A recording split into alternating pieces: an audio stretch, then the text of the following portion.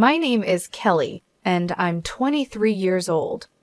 I just finished my second year at art college, and let me tell you, it's been quite an experience. But before I get into all of that, you need to know where I come from. I grew up in a house where I never felt like I belonged. My parents, Larry and Maria, always made it clear that my older sister, Julie, was their favorite. She's 5 years older than me and has always been a problem for me since the day I was born. Julie seemed to hate me from the start. She would tease me, break my toys, and make my life miserable. And my parents? They would just laugh it off, saying, "Oh, that's just how sisters are." But it wasn't normal. I remember when I was 15, I had a huge crush on a boy at school named Scott. I thought he was the cutest guy ever. I spent hours drawing pictures of him in secret, hiding them under my mattress, thinking no one would find them. But Julie found them, and you know what she did? She put them up on the school bulletin board for everyone to see. I still remember walking into school that day, people laughing, pointing, whispering. It felt like my whole world was falling apart. And Scott, he came up to me, all awkward and nervous, and said, "Kelly, I saw the drawings. Look, you're nice and all, but I don't like you that way." I ran home crying that day. When I got home, my parents were in the kitchen. I burst through the door, tears running down my face. "Mom, Dad, Julie embarrassed me at school." She found my private drawings. But before I could finish, Julie walked in with a smug look on her face. "Oh, come on, Teresa," she said, using the nickname I hated. It was just a bit of fun. It's not my fault you can't take a joke. And you know what my parents did. They laughed. They actually laughed. "Sweetie," my mom said, wiping tears of laughter from her eyes, "you really need to toughen up. It's not Julie's fault you're so sensitive." That's why, when I got accepted into art college, I was thrilled. It was my way out of that house, away from the constant teasing and putting down. My grandmother was the only one who ever truly cared about me. She was the one who believed in my art and told me I had talent. When I got accepted, she insisted on paying for my tuition. "Kelly," she said with a smile in her eyes, "you have a gift. Don't let anyone tell you otherwise. I'll make sure you get the education you deserve." For 4 years, she paid for everything: my tuition, my art supplies, even some extra money for living expenses. But then, just before my final year, she got sick. I remember sitting by her bedside, holding her weak hand. She looked at me with those kind eyes and said, "Kelly, my dear, I'm so proud of you. You're going to do great things." Then she turned to my parents, who were standing at the foot of the bed, and said, "Larry, Maria, I need you to promise me something. Promise me you'll pay for Kelly's final year. She needs to finish her education." My parents nodded seriously. "Of course, Mom," my dad said. "We promise." Grandma passed away a week later. At the reading of her will, we found out she had left her house to my parents and her jewelry to Julie and me. Julie, of course, quickly grabbed the diamond tiara. "I'll take this," she said. "Kelly can have the ring. She doesn't care about jewelry anyway. Right, Teresa?" I didn't argue. She was right, I didn't care much for jewelry. So I took the diamond ring and put it in a safety deposit box at the bank. I made friends quickly in college. There was Lily, a punk rocker with a talent for abstract art, and Brian, a quiet guy who could create sculptures that would take your breath away. They didn't care about my family drama. To them, I was just Kelly, the girl who could paint like nobody's business. "Hey, Linda," Lily said one day, using the nickname I actually liked. "There's a tattoo parlor downtown looking for someone to draw designs. You should apply." I was unsure at first my parents would lose it if they knew I was working in a tattoo parlor. But then I thought, why should I care what they think?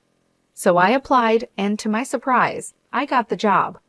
The owner, a big guy named Ryan, with more tattoos than skin, took one look at my portfolio and said, "You're hired, kid." For the first time in my life, I was making my own money. It wasn't a lot, but it was mine. I didn't tell my parents or Julie about it.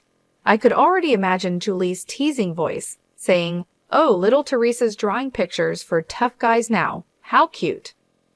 College life was good for me. I threw myself into my studies, determined to make my grandmother proud. My professors praised my work, and I even won a few small competitions. But more importantly, I was happy. The years flew by, and before I knew it, I was finishing up my second year. As summer break approached, a familiar dread settled in my stomach. I had to go home. When I opened the door, I walked into chaos. The living room was full of people, all excited and busy. In the middle of it all stood Julie, smiling brightly as she held up a white dress. My mother was the first to notice me. "Oh, Kelly," she said, her smile fading slightly, "you're home. We weren't expecting you so soon." I stood there stunned. Julie was getting married? When did this happen? Julie turned to me, her smile turning into a smirk. "Oh, didn't anyone tell you? I guess we've all been so busy with the preparations that it must have slipped our minds." I felt like I had been punched in the gut. My own sister was getting married, and no one had even bothered to tell me. "Who's the lucky guy?" I managed to ask, trying to keep my voice steady. "This is Paul," Julie said, pulling forward a tall, handsome man I hadn't noticed before. "Isn't he dreamy?" Paul gave me a polite smile and extended his hand. "Nice to meet you, Kelly. I've heard so much about you." I shook his hand, wondering what exactly he had heard. Knowing Julie, probably nothing good. The next morning, I woke up to the sound of excited chatter downstairs. Julie was holding court at the breakfast table, surrounded by our parents and a couple of her bridesmaids. As I listened to their conversation, I learned that Julie had broken up with her previous boyfriend at our parents' insistence. Apparently, he had been involved with some dangerous people. "Thank God you listened to us, sweetie," Mom said, patting Julie's hand. "Paul is such a better match for you, and his family is so well off." I couldn't help but roll my eyes. Of course, that's what they cared about. Julie, with her usual smirk, turned to me and said, "Speaking of Paul, he's taking me out to dinner tonight." Not that you'd know anything about that, right, Teresa? Still haven't found a boyfriend. They all laughed, and I gripped my coffee mug tighter, trying not to cry. Some things never change. As the days went by, I tried to stay out of everyone's way. I spent most of my time in my room, sketching and counting down the days until I could leave. But one evening, I couldn't avoid the family dinner. We were all sitting around the table when Julie dropped her big news. "I've decided to wear Grandma's tiara for the wedding," she announced. "It'll look perfect with my dress." "Oh, that's a wonderful idea," Mom exclaimed. But Julie wasn't finished. "You know what would make it even better? If I had a matching piece to go with it, like, oh, I don't know, a ring." I froze, my fork halfway to my mouth. I knew exactly where this was headed. Mom's eyes lit up. "Oh, that's right. Kelly, didn't Grandma leave you a ring?" I nodded slowly, feeling sick to my stomach. "Well, there you go," Julie said, clapping her hands together. "Teresa, you'll let me borrow the ring for the wedding, won't you?" I put down my fork. "Borrow? For how long?" Julie laughed, a sound that sent chills down my spine. "Oh, silly Teresa, I mean you'll give it to me for good." "But Grandma left that to me," I protested weakly. "Come on, Kelly," Dad said sternly. "Don't be selfish. It's your sister's wedding day." I looked around the table, hoping to find anyone on my side. But all I saw were expectant faces, waiting for me to give in, like always. "Kelly," Dad said, his voice cold, "either you give the ring to your sister, or we won't pay for your final year of college." The room fell silent. I couldn't believe what I was hearing. "But you promised Grandma," I whispered, tears welling up in my eyes. Julie let out a harsh laugh. "Oh, please. No one cares about promises made to some old woman." I stood up so fast my chair tipped over. "How dare you talk about Grandma like that?" I shouted. "That's enough," Dad roared. "Kelly, you have a choice to make the ring or your education. Decide."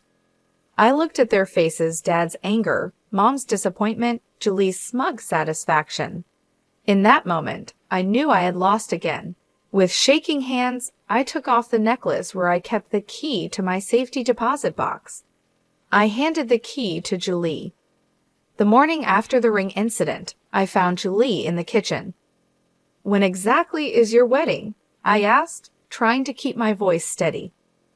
Julie looked up from her coffee with a smug smile. "It's on the 30th. Why? Planning to ruin it?" I ignored her jab. 3 weeks I had 2 weeks to get away from this toxic environment. "No," I replied calmly. "I'm going to visit a friend from college. I'll be back in time for the wedding." That afternoon, I packed my bags and left, heading to my friend Lily's place in the next city. For the first time in days, I felt like I could breathe. Lily and I spent the week exploring art galleries, visiting local cafes, and just enjoying each other's company. It was exactly what I needed. But my peace was shattered a week later. I was scrolling through my social media feed when I saw photos of Julie's wedding. My sister looked radiant in white, with the diamond tiara sparkling on her head and my ring on her finger. The caption read, "Just married. Off to the Maldives with my hunky husband." I felt like I had been punched in the gut. With shaking hands, I dialed my mom's number. "Why didn't you invite me to the wedding?" "Julie gave me the wrong date," I said, my voice trembling. There was a long pause, then Dad's voice came on the line. "Kelly, your sister didn't want you there. She said you'd ruin her perfect day. We thought it was best not to tell you." I felt sick. "How could you do this to me? I'm your daughter too." "Don't be dramatic," Mom chimed in. "It's not like you really wanted to be there anyway, right?" I hung up, my whole body shaking with anger and hurt. A few days later, I returned home, only to find that Julie had also come back from her honeymoon. I walked into the living room and saw her with Mom and Dad, looking at apartment listings. I cleared my throat, and they all looked up. "Don't forget about my tuition," I said quietly. "You promised to pay for my last year if I gave Julie the ring." Dad shifted uncomfortably. "Actually, Kelly, we've decided to use that money as a down payment on Julie's apartment instead." It felt like the floor had dropped out from under me. "But you promised. You swore to Grandma." "Plans change," Mom said dismissively. "Julie needs it more. I'm sure you can figure something out." Julie was still laughing, a cruel, mocking sound that made my blood boil. I knew exactly what I was doing when I lunged at her, grabbing a fistful of her hair. Julie screamed, and suddenly everyone was shouting. Dad pulled me away, his face red with anger. "That's enough," he roared. "Kelly, get out of this house right now." I ran to my room, threw some clothes into a bag, and stormed out, slamming the front door behind me. As I walked away from the house, my heart pounding and tears streaming down my cheeks, I realized something. I ended up back at Lily's place, feeling completely lost and broken. For days, I barely left her guest room, alternating between crying and staring blankly at the walls. Lily did her best to comfort me, but nothing seemed to help. A week passed in this haze of despair. Then one morning, as I listlessly checked my email, I saw a message that made my heart stop. "Congratulations! You are the winner of the annual art school competition. Your prize includes a full scholarship for your final year of studies." I read the email 5 times, not believing my eyes. Then I let out a scream that brought Lily running. I handed her my phone, happy tears streaming down my face. "I won. I won a scholarship. I can finish school." Lily's eyes widened as she read the email. Then she pulled me into a tight hug. "Oh my God, Linda, this is amazing." For the first time in weeks, I felt a glimmer of hope. I could finish my degree without my parents' help. I could make my own way. When the new semester started, I threw myself into my studies with renewed energy. Between my classes and my part-time job at the tattoo parlor, I barely had time to think about my family drama. Months passed, and I slowly started to heal. One day, I was hanging out with my classmate Scott, who worked part-time at a local pawn shop. We were chatting about our day when he mentioned something that caught my attention. "You won't believe what happened during my shift today," he said. "This girl came in with the most beautiful diamond necklace and ring I've ever seen. Must have been worth a fortune." My heart skipped a beat. "What did she look like?" I asked, trying to keep my voice calm. Scott described a woman who sounded exactly like Julie. "Can you draw the jewelry for me?" I asked, my hands shaking slightly. Scott looked confused but agreed. As I watched him sketch, my suspicions were confirmed. The necklace was the one Julie had always bragged about, and the ring, it was my grandmother's ring. I asked, my mouth dry, "Is there any way you could get me the security footage from the pawn shop?" Scott must have seen the desperation in my eyes because he finally nodded. "Okay, I'll see what I can do." A few days later, Scott handed me a USB drive. "Here," he said, "but you didn't get this from me, okay?" I nodded gratefully and rushed back to my dorm room. With trembling hands, I plugged in the drive and opened the video file. There was Julie, clear as day, handing over the jewelry. But what shocked me even more was what happened next. As she turned to leave, a man entered the frame. Julie threw her arms around him, kissing him passionately. It wasn't Paul. I leaned closer to the screen, my heart pounding. As the man turned slightly, I guessed I recognized him. It was Julie's ex-boyfriend, the one her parents had forced her to break up with because of his criminal connections. I sat back, my mind spinning. Julie had sold her precious jewelry, including my grandmother's ring, and was apparently cheating on her husband with her criminal ex-boyfriend. Part of me wanted to immediately send this video to my parents, to Paul, to everyone who had ever believed Julie's lies.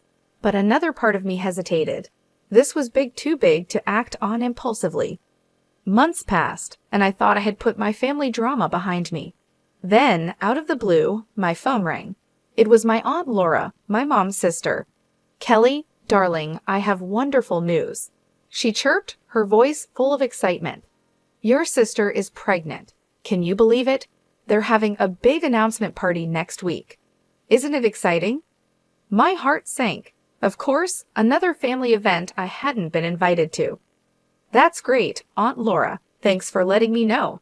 After hanging up, I sat on my bed conflicted. Part of me wanted to ignore it, to continue cutting ties with my toxic family. But another part of me, the part that still held onto the video from the pawn shop, knew this might be my chance. 2 weeks later, I found myself standing outside my parents' house. Cars lined the street, and I could hear laughter and chatter from inside. Taking a deep breath, I walked up to the front door and rang the bell. Mom opened the door, her smile fading as soon as she saw me. "Kelly, what are you doing here?" Without answering, I pushed past her and stepped inside. I walked into the living room, and the chatter quickly died down as everyone noticed me. Julie, standing in the center of the room with Paul, looked like she'd seen a ghost. "What is she doing here?" Julie hissed. Dad's voice boomed through the room. "Kelly, get out of this house immediately. You're not welcome here." Confused murmurs rippled through the guests. I saw Paul's parents exchange worried glances. Mom, always concerned about appearances, forced a fake smile. "I'm so sorry, everyone. We've had to distance ourselves from Kelly. She's become quite greedy and unworthy of our family name." The room erupted into arguments. Some relatives defended me, while others sided with my parents. I raised my voice. "I have something to say." Gradually, the room quieted down, and all eyes were on me. I turned to Julie. "Congratulations on your pregnancy, sis. But I have to ask, why aren't you wearing Grandma's tiara and ring?" Julie's face went pale. Her mother-in-law spoke up. "Now that you mention it, I haven't seen that beautiful ring in a while. Julie dear, where is it?" Julie stuttered. "I sent them for restoration. They needed cleaning." I nodded slowly, pulling out my phone. "That's interesting because I have a video here that tells a different story." The color drained from Julie's face as I connected my phone to the TV. The security footage from the pawn shop began to play. There was Julie, clear as day, pawning the jewelry. Then, the moment that made everyone in the room, gasped Julie, throwing herself into the arms of a man who was definitely not Paul, kissing him passionately. The moment the video ended, chaos erupted in the living room. Paul's face twisted with rage and pain as he turned to Julie. "Julie, what is this? Who is that man?" he shouted, his voice cracking. Julie burst into tears, mascara streaming down her face. "I can explain." Paul's mother stepped forward, her voice cold. "I think we all deserve an explanation, Julie." Paul's father, a stern-looking man, spoke up. "I think we need a paternity test immediately." As accusations flew and tempers flared, I quietly slipped out of the house. I had done what I came to do. The truth was out. For the first time in years, I felt a weight lift off my shoulders. Over the next few weeks, the full extent of Julie's deception spread through the family grapevine. I found out that Julie had been secretly meeting her ex-boyfriend, the one with criminal connections, behind Paul's back. She had been using Paul's money on him and even pawned her jewelry to pay off his debts. The paternity test results were the final blow. The baby wasn't Paul's. It was her ex-boyfriend's. Paul, understandably devastated, filed for divorce. He sued Julie for a large sum, citing emotional damages and financial fraud. Her ex-boyfriend, upon hearing about the pregnancy, disappeared without a trace, leaving Julie to deal with everything on her own. My parents, who had always favored Julie, had to face the harsh reality of her actions. They were forced to take out a big loan to help Julie pay the money Paul demanded. Their golden child had fallen, and they were left to pick up the pieces. In a twisted turn, they tried to blame me for everything. Mom left a voicemail on my phone, her voice bitter and accusing. "Are you happy now, Kelly? You've ruined your sister's life. I hope you're proud of yourself." I deleted the message without responding. Their words no longer had the power to hurt me. As for me, I returned to college, focused on my studies, and started building the life I wanted. I cut off all communication with my family, changing my phone number and email address. The toxic cycle was finally broken. It's been 4 years since that day when I exposed Julie's lies. I graduated from art college with honors, and my final project received praise from both professors and local art critics. Now, at 25, I'm working at the Harmony Art Gallery in the city. It's a dream come true. I'm surrounded by beautiful artwork every day, helping to curate exhibitions, and even organizing events for up-and-coming artists. But that's not all. I've been painting in my free time, and to my surprise and delight, my work has caught the eye of several collectors. I haven't forgotten my roots, though. I still create tattoo sketches in my spare time. It's become a cherished hobby, a link to the past that reminds me of how far I've come. Some of my designs have even been featured in tattoo magazines, which never fails to make me smile. As for my family, well, that's a complicated story. I've kept in touch with a few aunts and cousins who stood by me during the fallout. They keep me updated on the family drama, though I try not to let it affect me anymore. From what I hear, Julie is still living with our parents. She's unemployed, struggling to raise her child alone. Mom and Dad, facing their own financial troubles, are constantly pressuring her to find a job and move out. The arguments are frequent and bitter, or so I'm told. I haven't spoken to my parents or Julie since that day. They tried reaching out a few times at first, sending guilt-tripping messages and leaving angry voicemails, but I stayed firm in my decision to cut ties. Eventually, they stopped trying. On a brighter note, I've been dating a wonderful guy named Frank for the past year. He's a graphic designer I met at a gallery event. He's kind, supportive, and, best of all, he understands my passion for art. We're even talking about moving in together soon, which feels like another step toward building the life I want.